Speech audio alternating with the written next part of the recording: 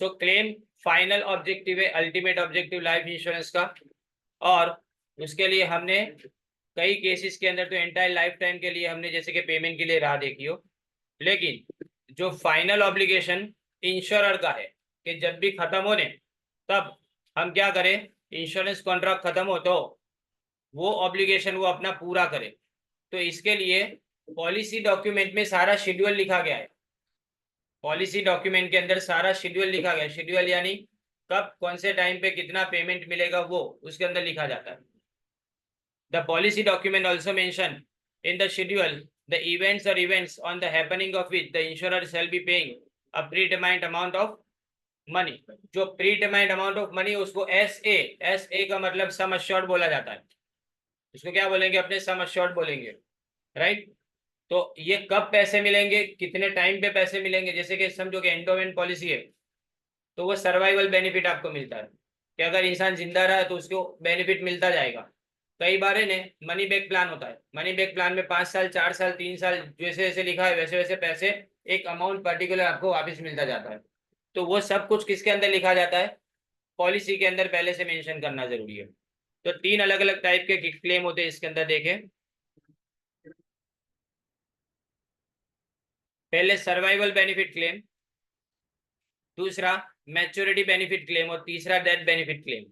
तो सबसे पहले हम सर्वाइवल बेनिफिट की बात करें। देखो इतना सिंपल टॉपिक है ये, पर इतना लॉन्ग बना के दिया है ना इसके अंदर। अब मैं आपको बताऊं, क्योंकि याद रखो जब भी बुक लिखी जाती है तो इसके अंदर काफी सारे एक्सप्लेनेशन ऐसे होते हैं ना कि जो सिर्फ समझाने के लिए होते हैं, इंफॉर्मेशन के लिए नहीं होते। Survival benefit is not payable under all types of plan, it is payable in endowment और मनी बैक प्लान। तो याद रखना ये कब पेएबल है, एंडोमेंट या तो मनी बैक प्लान के अंदर खाली पेएबल है। After a lapse of a fix period से 4 to 5 years, मैं आगे भी बता चुका, 4 साल बाद, 5 साल बाद, कभी 10 साल के बाद। Provided firstly the policy is in force. अब ये याद रखो, प्रोवाइडेड मतलब कंडीशन, कंडीशन क्या है कि पॉलिसी अभी चालू होनी चाहिए, मतलब तुम प्रीमियम रेगुलर भरो तो ये पैसे मिलते हैं। प्रीमियम अगर बीच में भरना बंद कर दिया तुमने तो ये पैसे उसके टाइम पे नहीं मिलेंगे, राइट। और सेकेंडली पॉलिसी होल्डर जिंदा होना चाहिए। तो दो यहाँ पे कंडीशन याद रखनी है, पहली कंडीशन पॉलिसी इन फोर्स और दूसरा alive. As the insurance sends out premium notice, जाने देना ये।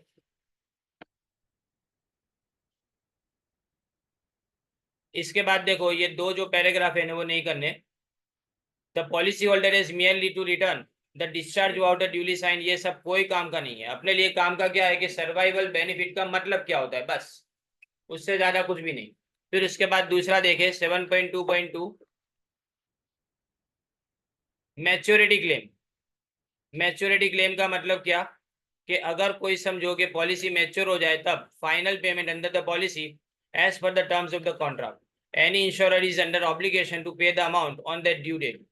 Therefore the intimation of maturity claim and discharge voucher are sent in advance with the instruction to return it immediately।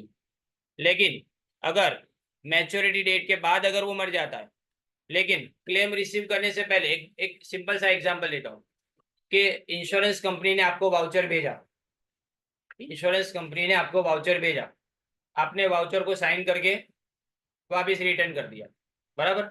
अब voucher आने में और सामने से पैसा आने में बीच में टाइम गैप है, लेकिन इन बिटवीन अगर इंश्योरेंस जिसने लिया उस इंसान को कुछ हो गया, यानी वो अगर गुजर जाता है तो क्या, उसके बारे में यहाँ लिखा है। तो प्रोसेस के बीच में अगर तुम फंसे हो तो उस वक्त क्या हो सकता है इसके बारे में। But before receiving the claim there arise is a typical problem as to who is entitled to receive the money. क्योंकि आदमी तो गुजर गया है, किसके अकाउंट में पैसे जाएंगे, मरे हुए आदमी के अकाउंट में पैसे जमा नहीं किए जा सकते। As the policy holder was surviving till the date of maturity, maturity तक वो जिंदा था, जिस तारीख को मैच्योरिटी थी तब तक वो जिंदा था। The nominee is not entitled to receive the claim, nominee का मतलब जो उसका वारसदार है ना उसको पैसे नहीं मिलेंगे। The policy under such conditions is treated as death claim. Underline.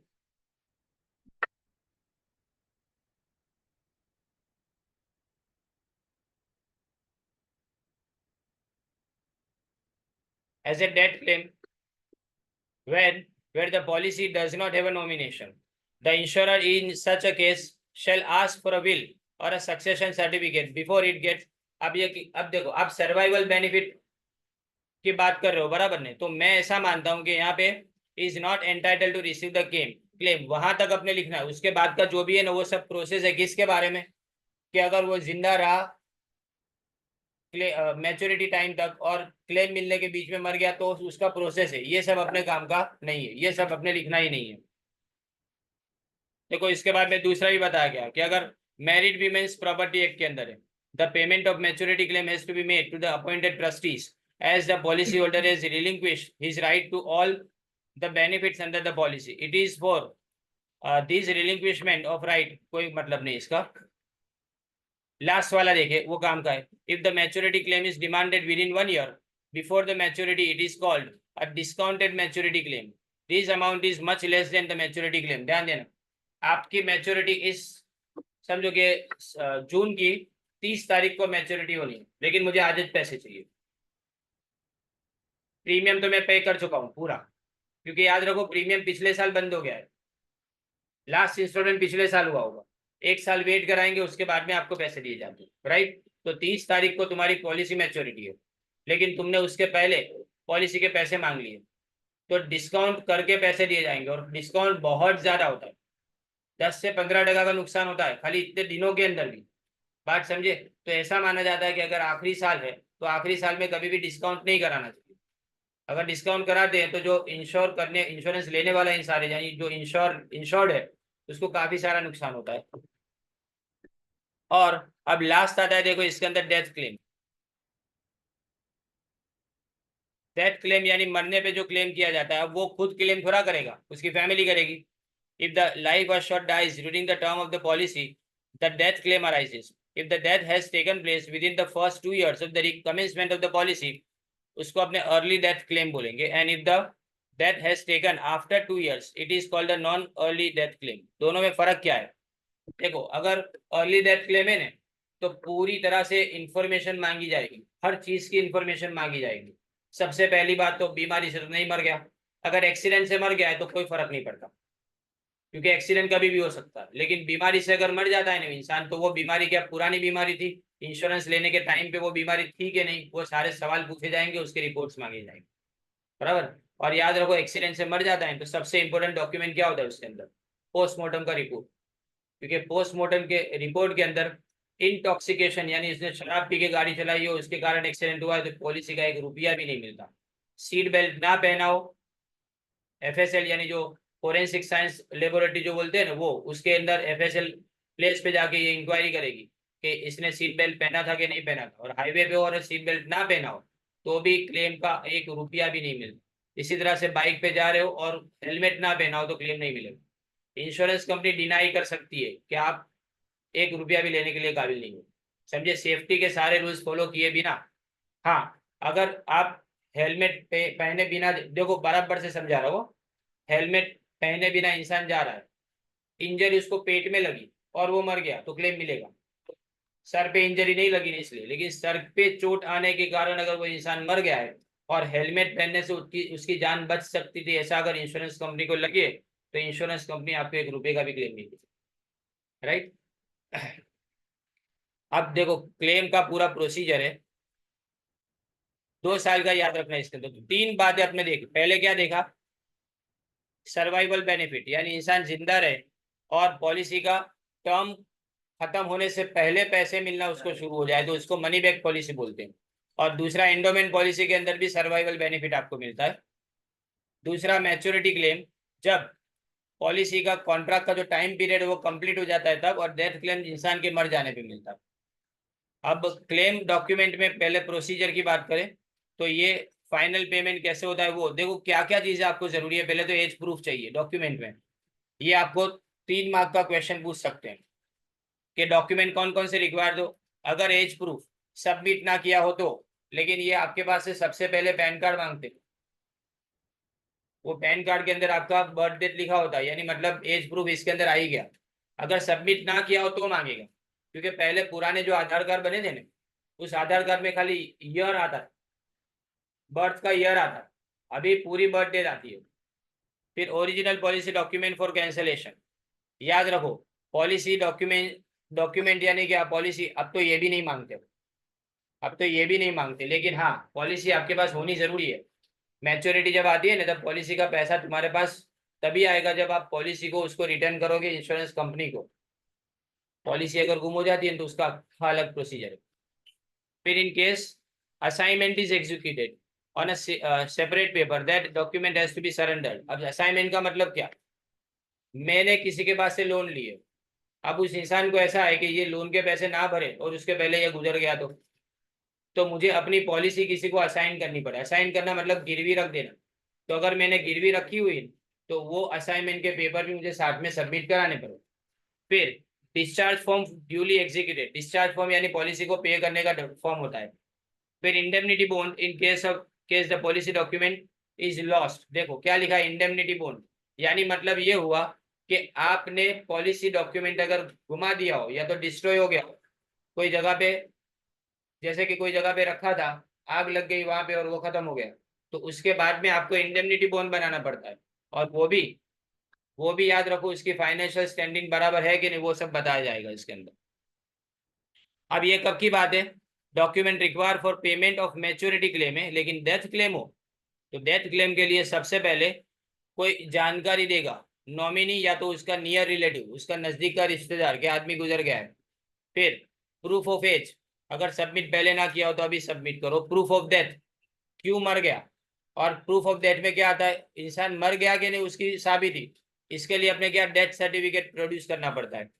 Doctor का सर्टिफिकेट, अगर बीमारी से मर गया हो या एक्सीडेंट से मर गया हो तो किस डॉक्टर ने उसको डेथ डिक्लेयर किया वो। Identity certificate from a reputable person who saw the body of the deceased live assured, अगर चेहरा पहचान में ना आता हो तो आइडेंटिटी करने वाला कौन था, वो नजदीक का उसका रिश्तेदार होना चाहिए या तो कोई ऐसा इंसान जिसके ऊपर इंश्योरेंस कंपनी को भरोसा हो।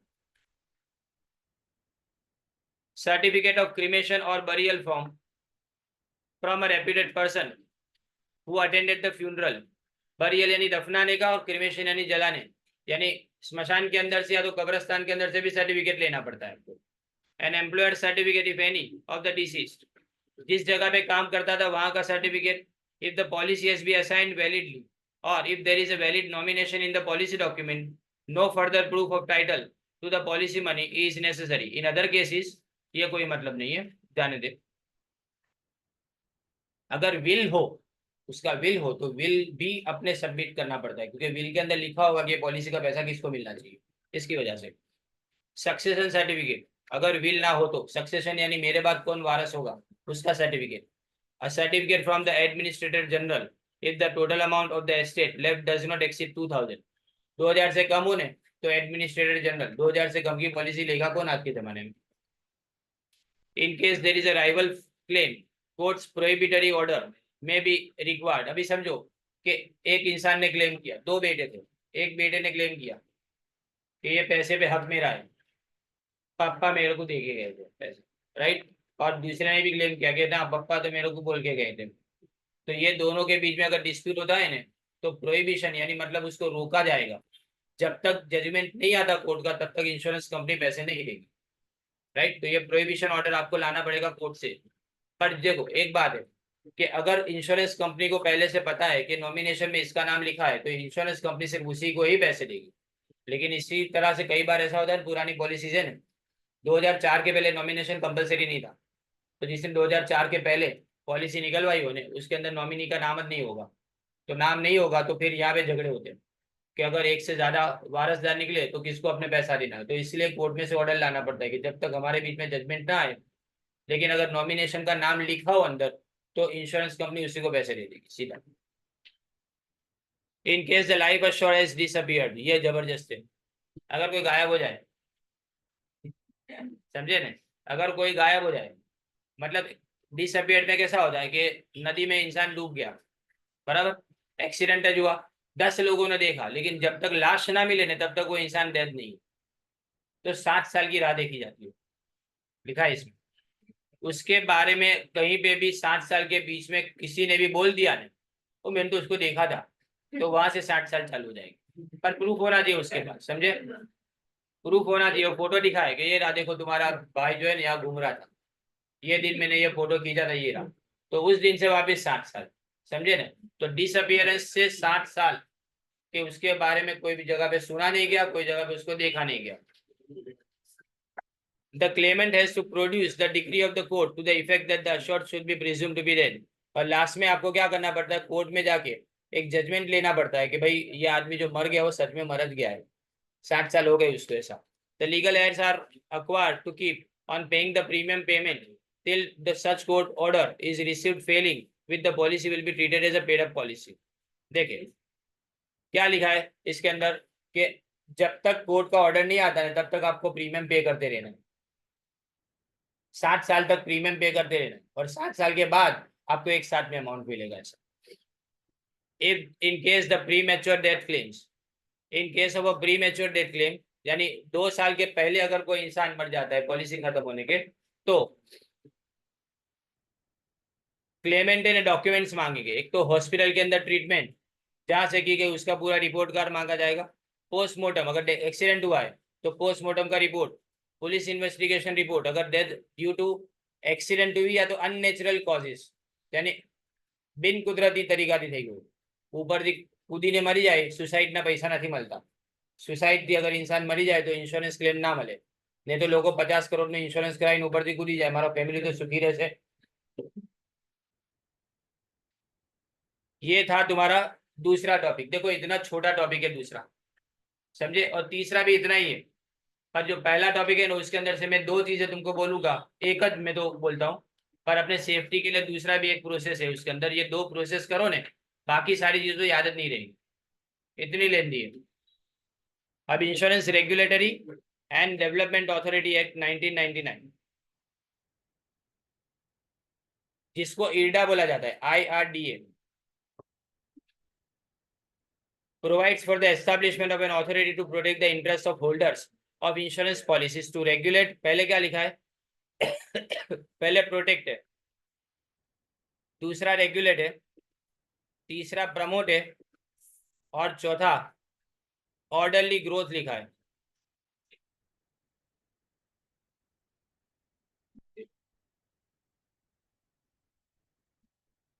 of the insurance industry and for the matters concerned therewith or incidental thereto, and further to amend the act insurance act of 1938। पहले ने सबसे पहला कानून इंश्योरेंस का 1938 के अंदर बना था, उसके अंदर बहुत सारी चीजें थी जो आज के जमाने के मुताबिक नहीं हो रही थी।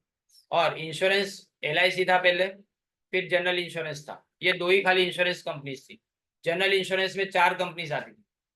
अब ये सारी कंपनीज पहले गवर्नमेंट की थी, अब गवर्नमेंट अपनी तरफ से कंट्रोल रखते थे बराबर, लेकिन 1991 के बाद जब LPG आया, लिबरलाइजेशन, प्राइवेटाइजेशन और ग्लोबलाइजेशन, तो इंश्योरेंस सेक्टर को गवर्नमेंट ने ओपन कर दिया। तो अब अगर ओपन किया प्राइवेट सेक्टर के लिए, तो प्राइवेट सेक्टर के ऊपर कंट्रोल रखेगा कौन, इसलिए हमने IRDA को एस्टैब्लिश किया। IRDA 95% से ज्यादा का क्लेम रेशियो मांगता है, नहीं तो तुम्हारा लाइसेंस कैंसिल हो जाए। यानी 100 लोग अगर क्लेम करो उसमें से 95 का क्लेम मंजूर होना चाहिए, डॉक्यूमेंट अगर बराबर है तो, बराबर नहीं। तो इसको बदलना है, लाइफ इंश्योरेंस कॉर्पोरेशन एक्ट 1956 को बदला गया, और general insurance business nationalisation act 1972 को बदला गया। The statement of object and reasons, खाली कॉन्स्टिट्यूशन देखेंगे सबसे पहले, बहुत सब चीजें ऐसी है ना जो इसके अंदर बिल्कुल भी काम की नहीं है। Constitution of the authority, section 2B of the IRDA Act 1999 defines the authority as the insurance regulatory and development authority established under the section 3 of the act। Section याद रखना है, सेक्शन 3, उसके अंदर पूरा प्रोसीजर है। और याद रखो गवर्नमेंट है ना अपने ऑफिशियल गैजेट के अंदर, देखो 2 गैजेट होते हैं, एक स्टेट गवर्नमेंट का गैजेट होता है और एक सेंट्रल गवर्नमेंट का गैजेट होता है। अभी जो CA जो आया ना, सिटीजनशिप अमेंडमेंट एक्ट जब बना, तो इसको सेंट्रल गवर्नमेंट ने अपने गैजेट में पब्लिश किया, सेंट्रल गवर्नमेंट ने अपने गैजेट में उसको पब्लिश किया। दूसरी बात, अगर कोई भी नया एक्ट बनेगा ना तो उसको कौन से गैजेट में, अगर इंडिया को लागू होता है तो सेंट्रल गवर्नमेंट उसके गैजेट के अंदर आएगा। एक बार गैजेट के अंदर प्रिंट हो गया ना तो इसका मतलब वो सबके नॉलेज में आ गया, और एक बार सबके नॉलेज में आ गया तो उसके बाद में वो इम्प्लीमेंट यानी उसको अमल में रखना आसान हो जाता है। इसी तरह से अगर कोई स्टेट गवर्नमेंट का काम हो तो स्टेट गवर्नमेंट के लिए गुजरात स्टेट का गैजेट होता है, वो गैजेट के अंदर नाम लिखा जाता है। The section 3 less down the procedure, ये ऑफिशियल गैजेट के अंदर नोटिफिकेशन दिया गया था। अब इसमें इंश्योरेंस, एक second, risk management, the central government by notification decide the principal place of office, यानी एडा की ऑफिस कहाँ पे होगी वो कौन डिसाइड करेगा? सेंट्रल गवर्नमेंट डिसाइड करेगा। इसमें एक चेयरपर्सन होता है और 5 से ज्यादा नहीं ऐसे होल टाइम मेंबर्स होते हैं, and not more than 4 part time members, यानी टोटल 10 मेंबर हो गए। 5 से ज्यादा नहीं होने चाहिए होल टाइम मेंबर्स, और 4 से ज्यादा नहीं होने चाहिए पार्ट टाइम मेंबर्स, और एक चेयरपर्सन होगा। सबके सब मेंबर्स को अपॉइंट करेगी central government. Chairperson and members are appointed from the person of ability, integrity, integrity यानी ऑनेस्टी, भरोसो जेना पर राखी શકાય ને એવા લોકોને જ અપોઇન્ટ કરાય, having the standing and experience of or knowledge in life insurance and general insurance, actuarial science, finance, economics, law, accountancy, administration or any other discipline which is useful for the authority, यानी જે વસ્તુ કામમાં લાગે ને એ વસ્તુનું knowledge એ માણસ પાસે હોવું જોઈએ. Authority and preferably the chairperson and one of the whole time members should be experienced person or have the knowledge in the life insurance or the general insurance or actuarial science. Actual નથી, actuarial છે.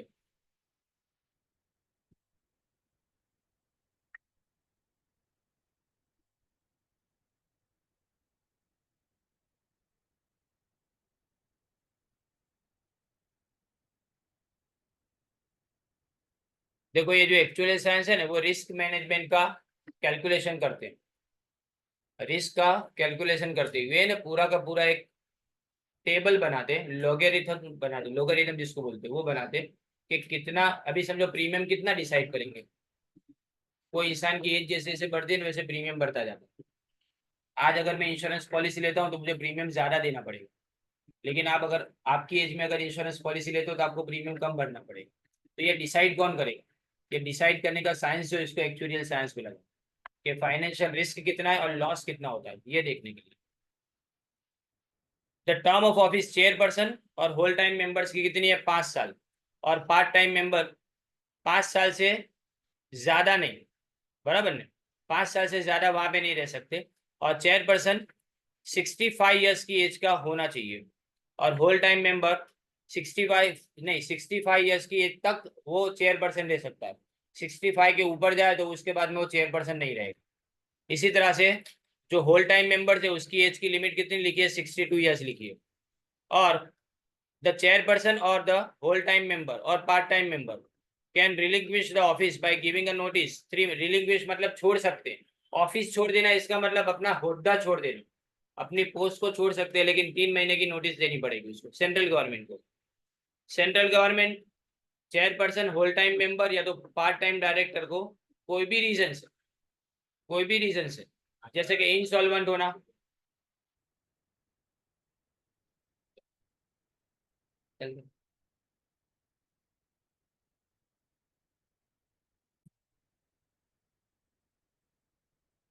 अगर वो insolvent declare होता है तो उसको निकाल दिया जाएगा। फिजिकली या तो मेंटली इनकेपेबल है, यानी वो अपनी ड्यूटी परफॉर्म नहीं कर पाएगा तो उसको निकाल दिया जाएगा। Convicted for the moral turpitude, moral turpitude मतलब ऐसा गुना ने कि जो गुना समाज खराब मानता है, जैसे कि रेप कन्विक्टेड, आरोप लगाओ तो नहीं, कन्विक्टेड मतलब आरोप साबित हो जाए तो, बराबर, तब इसको यहां से निकाल दिया जाता है। हैज एक्वायर्ड द फाइनेंशियल और other interest in the insurance business, यानी किसी कंपनी के अंदर, इंश्योरेंस कंपनी के अंदर वो डायरेक्टर हो या तो उसके शेयर्स हो, और the position of the member और chairperson is detrimental to the interest of the insurance और पब्लिक और द पॉलिसी होल्डर, यानी कोई भी ऐसा कारण जिससे डेट्रीमेंटल मतलब नुकसान होता हो, शेयर किसको नुकसान होता है? इंश्योरेंस या तो पब्लिक को। The central government before removing a person from the office has to give opportunity to the member to explain the reasons, and after hearing him if not satisfied can remove a member from office giving causes of removal। याद रखो उसको पूरा पूरा सुनने का मौका दिया जाएगा, मतलब हम भी बोलेंगे और वो भी अपना पक्ष अपनी तरफ रख सकता है। जब तक उसको मौका ना दिया जाए तब तक उसको निकालना बिल्कुल गैर कानूनी और गैर बंधारणीय बोला जाता है उसको। उसके बाद the chairperson of the member should not take any employment at least for a period of 2 years after they leave their position. कम से कम 2 साल के लिए, यहाँ से निकलने के बाद यानी इरडा में से निकलने के बाद कम से कम 2 साल के लिए कोई भी इंश्योरेंस कंपनी के अंदर वो नहीं जा सकता नौकरी के लिए, क्योंकि उसको सारी चीजें पता होगी और उसको शायद आने वाले सालों में कौन से रूल बनेंगे उसके बारे में भी पता हो, तो दूसरी कंपनी को फायदा करवा सकता है, इसलिए वहां पे एम्प्लॉयमेंट नहीं। लेकिन अगर उसको एम्प्लॉयमेंट करना ही है उतने 2 साल के टाइम पीरियड के अंदर, तो वो गवर्नमेंट से परमिशन लेके कर सकता है। तो सैलरी अलाउंस और अदर रेम्यूनरेशन, जितना भी पैसा दिया जाता है वो सब कौन डिसाइड करेगा? Central government. और allowance and other service condition will be prescribe by notification, और इसके लिए भी नोटिफिकेशन आता है। नोटिफिकेशन मतलब जाहिरात કરવામાં આવે, एबीसी ना अंदर ऑफिशियल गैजेट ने अंदर है। अब लास्ट क्वेश्चन है duties powers and functions of authority. The primary duty of the IRDA is to regulate, promote and ensure orderly growth and conduct of the insurance business and reinsurance business। यानी insurance business का growth बराबर से हो ये देखना है। दूसरी बात, अकाउंट बराबर से मेंटेन करते हैं कि नहीं वो देखेंगे। और अगर अकाउंट को सबमिट करेंगे तो सबमिट करके अगर गवर्नमेंट की जो भी कंपनी है उसके अकाउंट सीएजी को दिए जाएंगे। सीएजी यानी कौन? Controller and auditor general of India. Controller, controller नहीं, COMPTRO, controller, ELER। It has to comply with the direction of the central government, and CAG will arrange the audit of the accounts and rectify any defects pointed by the audit conducted by it। CAG के पास IRDA के account कौन audit करेगा? CAG करेगा। और CAG उसमें अगर कोई भी खामियां होगी तो पार्लियामेंट के अंदर डायरेक्टली प्रेजेंट करेगा। The authority has to submit the audited balance sheet and the other financial statement to the central government, and the government will lay the reports before the houses of the parliament। यानी ये सब याद रखो, CAG जो भी करेगा ना वो सब कहा जाता है सेंट्रल गवर्नमेंट का। अगर कुछ भी हो ना तो सीएजी ने जो कुछ भी किया काम वो सीधा जाएगा पार्लियामेंट के अंदर। लेकिन अगर वो स्टेट गवर्नमेंट की कंपनी हो तो यहाँ पे लेजिस्लेटिव असेंबली यानी विधानसभा में जाएगा। The authority has to submit all the financial statement 9 months के अंदर, हर साल के स्टार्ट होने के बाद पिछले साल का डॉक्यूमेंट आपको इस साल के 9 महीने के अंदर कंप्लीट आपको दे देने में। It is the duty to scrutinize all existing and new insurance products, rates charged, terms and condition offer, and act in best interest of consumer। Consumer के फायदे के लिए IRDA काम करता है। कुछ भी हो जाए कंज्यूमर को किसी भी तरह का पॉलिसी होल्डर को नुकसान नहीं होना चाहिए। अगर कोई भी रेट चेंज होता है, नया प्रोडक्ट आता है इंश्योरेंस का, तो वो सबके बारे में इन्फॉर्म करना है। The authority is duty bound to follow the directions issued by the central government and report the outcome of the directions. Outcome यानी रिजल्ट, इस जो भी डिसीजन लिया गया उसका रिजल्ट क्या आएगा उसके बारे में भी इन्फॉर्म करना है। Authority has the general duty to protect the interest of the policy holders in matters concerning assignment, nomination, settlement of insurance claim, surrender etcetera. Surrender समझते हो? सरेंडर का मतलब मैंने पॉलिसी 10 साल के लिए पैसे भरे प्रीमियम के, अब मेरे से प्रीमियम के पैसे भरे नहीं जा रहे और मुझे प्रीमियम के पैसे जितने भी भरे उतने वापस लेने। तो इंश्योरेंस कंपनी अभी तक का जितना भी तुम्हारे इंश्योरेंस पॉलिसी के अंदर कमाया गया पैसा है वो सब इकट्ठा करेगी। इसको रिवर्जनरी बोनस बोला जाता है। तुम्हारा main amount plus reversionary bonus ये दोनों को प्लस करेंगे। प्लस करने के बाद इसमें से खाली 1/3 अमाउंट आपको रिटर्न आएगा। इसको सरेंडर बोला। जब सरेंडर करो तो सरेंडर का लॉस 2/3 का होता है। 67% का आदमी को नुकसान होता है। 67% का नुकसान होता है। तो इन सबके रूल्स भी यही बनाती है। अब powers, the authority has the general supervisory power of insurance policy and it has the administrative power. देखो पहले 2 पावर, एक सुपरवाइजरी पावर और एडमिनिस्ट्रेटिव पावर, यानी सुपरविजन करने का काम भी इसका है और साथ में एडमिनिस्ट्रेशन करने का काम भी इसका है। एडमिनिस्ट्रेशन मतलब मैनेजमेंट करने का काम भी इसका है। Powers to appoint the staff, वो स्टाफ और ऑफिसर्स को अपॉइंट कर सकते हैं। उसके बाद में जनरल और स्पेशल पावर, चेयरपर्सन या तो मेंबर को अपॉइंट किए जा सकते हैं, बराबर नहीं, अपॉइंट करने के लिए, और यानी उनको दे दिए जा सकते हैं, डेलीगेट किए जा सकते हैं। पावर टू कॉन्स्टिट्यूट कमिटी, अगर कुछ गड़बड़ होती है कोई इंश्योरेंस कंपनी के अंदर तो उसको सॉल्व करने के लिए कमिटी बनाई जा सकती है। Power to hold and acquire movable और इमूवेबल प्रॉपर्टी, कोई प्रॉपर्टी खरीद सकते हैं, कोई प्रॉपर्टी बेच भी सकते हैं। Power to issue a certificate of registration, renew, modify, withdraw, suspend और cancel such registration to the insurer. अगर किसी इंश्योरेंस कंपनी को नया बिजनेस स्टार्ट करना है तो उसका रजिस्ट्रेशन करवाना, पुरानी इंश्योरेंस कंपनी का रिन्यूअल करवाना, उसको मॉडिफाई कर उसको बदलवाना, उसकी एप्लीकेशन को विड्रॉ करवा लेना, उसको सस्पेंड कर देना, मतलब अगर कोई गलत काम कर रहा है तो उसको सस्पेंड करना, या उसका लाइसेंस हमेशा के लिए कैंसिल करना, ये सारे राइट्स किसके पास है? इडा के पास है। Power to prepare a code of conduct, agent, surveyor. Surveyor कौन होता है?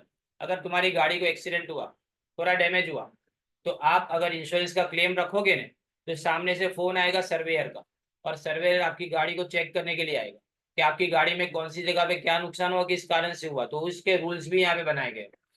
Loss assessors and other intermediates associated with insurance business. और दूसरे इंटरमीडिएट्स यानी कौन? जितने भी एजेंट होते हैं वो सब आगे उसके अंदर। Power to levy fees and other charges for carrying out the purposes of this act. जैसे कि समझो अगर आपने पॉलिसी खो दी, तो वो पॉलिसी नई अगर इश्यू करवानी है तो उसका प्रोसीजर क्या होगा, उसके चार्जेस कितने लगेंगे, वो सब भी आपको बताया जाता है। Power to call information from insurers, inspect accounts and other document, conduct inquiries and investigating including the audit of the insurers, intermediates and other organisation. जब चाहे न तब इंश्योरेंस कंपनी के अंदर जाके वो उसके अकाउंट को ऑडिट करवा सकती है, जब चाहे तब उसके बुक्स ऑफ अकाउंट को चेक करवा सकती है। यानी ये सारे पावर्स पहले से इडा को दे दिए गए। It is the power to regulate the margin of solvency and investment of funds by the insurance company. देखो, जब भी इंश्योरेंस कंपनी नई स्टार्ट होती है ना, तो प्रीमियम नया नया आना शुरू होता है, लेकिन क्लेम तो पहले दिन से जाना चालू हो जाएंगे। क्योंकि अगर समझो तुमने बिजनेस चालू किया तो आग तो कहीं पे भी लग सकती है, एक्सीडेंट तो कहीं पे भी हो सकता है, तो क्लेम तो आना चालू हो जाएगा, लेकिन प्रीमियम धीमे धीमे कलेक्ट होगा। तो शुरुआत में वो लॉस में रहती है, फिर बाद में थोड़े टाइम के बाद में वो ब्रेक इवन अचीव करेगी, बाद में प्रॉफिट में आएगी। तो इसको 10-12 साल का टाइम लगता है। तो 10-12 साल के अंदर हर साल उनको क्या करना पड़ता है? सॉल्वेंसी का सर्टिफिकेट देना पड़ता है कि हमारे पास इतनी असेट है कि हम हमारे इंश्योरेंस कंपनी के जितने भी पॉलिसी होल्डर्स हैं उनको पैसा पे कर पाएंगे। एक बात समझ लो, इंश्योरेंस कंपनी और म्यूचुअल फंड को गवर्नमेंट कभी डूबने ना दे। ये दो कंपनीज को गवर्नमेंट कभी डूबने ना दे। शेयर मार्केट डूबे चले, पर इंश्योरेंस कंपनी और म्यूचुअल फंड कभी नहीं डूबेंगे, क्योंकि म्यूचुअल फंड में याद रखो भरोसे। एक बार म्यूचुअल फंड टूटा या तो डूब गया ने, तो जब तक फाइनेंशियल चीजें चलती रहेगी ना, तब तक किसी को इसके ऊपर भरोसा नहीं बैठेगा। क्योंकि यहाँ पे दूसरे के पास से पैसे लेके मैं उसको इस जगह पे इन्वेस्ट करता हूँ, इसका मतलब मैं सामने वाले का भरोसा जीतता हूँ। एक बार भरोसा टूटे वो कभी वापस नहीं आ सकता। और इसी तरह से इंश्योरेंस कंपनी के अंदर भी है कि एक बार अगर सामने वाले को तुमने इंश्योरेंस का क्लेम टाइम पे नहीं दिया, तो वो कंपनी पे कभी भरोसा ही नहीं किया जा सकता। Power to execute the power sanction by the other insurance laws of the country or by other notification issued by the central government from time to time।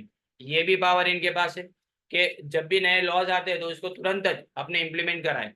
It is the power to make regulation with the consultancy of the insurance advisory committee in the field of finalizing the service condition of the members regarding the meeting and transactions to be carried out by the advisory committee promoting the insurance business। तो advisory committee जो भी advice देती है वो advice के ऊपर अमल करवाना भी, और उसके ऊपर भी कमेटी बनाना, ये सब भी क्या करेंगे, उसका उसके अंदर पावर है। अब इसके फंक्शंस देखे, एक लास्ट क्वेश्चन है 4-5 है। Promoting and regulating the professional organisations connected with the insurance and re insurance business. यानी इनको बिजनेस प्रमोट कराना है। फिर promoting efficiency in the conduct of insurance business in India. ज्यादा से ज्यादा इंश्योरेंस कंपनी के जो भी बिजनेस है उसको आगे बढ़ाने का काम करना है। इंश्योरेंस पे भरोसा होना चाहिए लोगों को। और एजुडिकेटर, एजुडिकेटर मतलब जजमेंट देने वाला। एजुडिकेटर का मतलब जजमेंट देने वाला। अगर डिस्प्यूट हुआ इंश्योरेंस के बीच में, इंटरमीडिएट्स के बीच में, तो उसको सॉल्व करने का काम इनका है। फिर to act as advisory committee and regulate होगा, रेगुलेट, इसमें रेगुलेटर लिखा है ना। And regulate the functioning of tariff advisory committee. Tariff यानी कौन कौन से चार्ज लगाए जाएंगे उसकी committee and various insurance companies. तो जितने भी इंश्योरेंस कंपनीज है उन सबके जितने भी टैरिफ है वो सारे टैरिफ किस तरह से चार्ज किए जाएंगे और कब लिए जाएंगे और वो बराबर है कि नहीं, वो रेगुलेट करने का काम भी इनका है। to control and regulate the rates, advantages, terms and conditions that may be offered by insurers in respect of general insurance which are not controlled by the tariff advisory committee. यानी non tariff product, कुछ चीज ऐसी है ना जो tariff advisory committee के हाथ में नहीं है, तो उसको भी रेगुलेट करने का काम इनका। याद रखो इंश्योरेंस के बिजनेस का ए से लेकर जेड तक सब कुछ रेगुलेट करने का काम इनका है। And to formulate the regulations concerning insurance in rural and social sectors, तो गांव के अंदर इंश्योरेंस को कैसे बढ़ावा देना चाहिए, और इसके अब गांव के अंदर बैंक इतनी ज्यादा होती नहीं है, तो पोस्ट ऑफिस से इंश्योरेंस करवाते हैं, रूरल पोस्ट ऑफिस के। तो ये तुम्हारे 2 टॉपिक इसके अंदर खत्म किए हमने।